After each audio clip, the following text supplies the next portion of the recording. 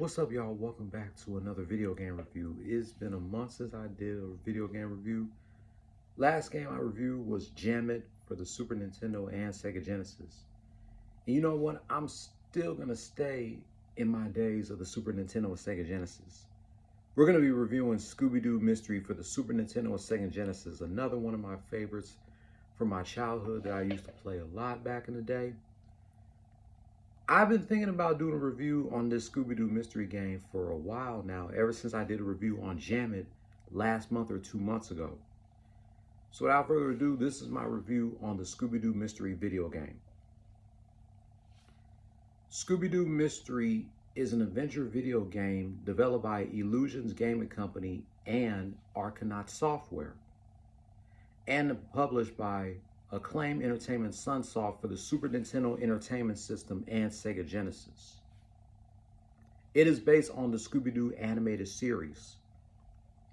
The Sega Genesis version was released in September of 1995, while the Super Nintendo Entertainment System version was released 2 months later.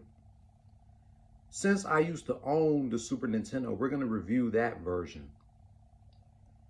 In the Super Nintendo Entertainment System version, the player controls Shaggy Rogers, who is followed by Scooby-Doo. Each of the 4 levels starts with a cutscene with Scooby and the gang driving in the mystery machine, setting up the next mystery. The object of the game, just like the TV show, is to find clues to solve the mystery of the 4 levels.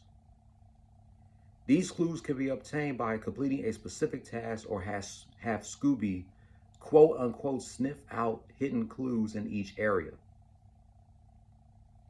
These clues will give the player mystery points. If you accumulate 10,000 points, you get an extra life.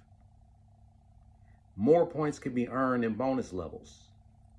In addition, players must avoid hazards such as small creatures, falling from high areas, or the main monster in the game. These hazards will fill up the fright meter. If the fright meter is full, you end up losing a life. Scooby and Shaggy can talk to the other members of the Mystery Inc. gang from time to time. Daphne will often give Scooby and Shaggy Scooby snacks to decrease the fright meter. Velma will analyze clues that will give the player mystery points. Once all the clues have been gathered, Velma sends Scooby and Shaggy to help Fred set up the trap to capture the main monster of the game. The positive about Scooby Doo Mystery is that you can talk to the Mystery Inc. characters about clues and stuff, and the animation is nice in the game, the graphics, just like the animation in the TV show. And the only negativity about Scooby Doo Mystery is the absence of the TV show's theme song. This game, looking back years later, is definitely one of my favorites for the Super Nintendo and Sega Genesis. Watching gameplays of this on YouTube just brings back memories. I know some of you guys have never gotten past the first part of the game if you used to own the Super Nintendo version. I would only get past the first 2, but I never get a chance to go to the last 2 levels. But other than that, this game is really fun if you own a Sega Genesis or Super Nintendo. Scooby Doo Mystery gets an official rating of a 9.5 out of 10 because it's a classic. It is one of my favorites. Next month, we're going back to my PlayStation days. We're going to be reviewing Nicktoons Racing for the PlayStation 1. That should be fun to review. Anyway, what are your thoughts about Scooby Doo Mystery for the Super Nintendo or Sega Genesis?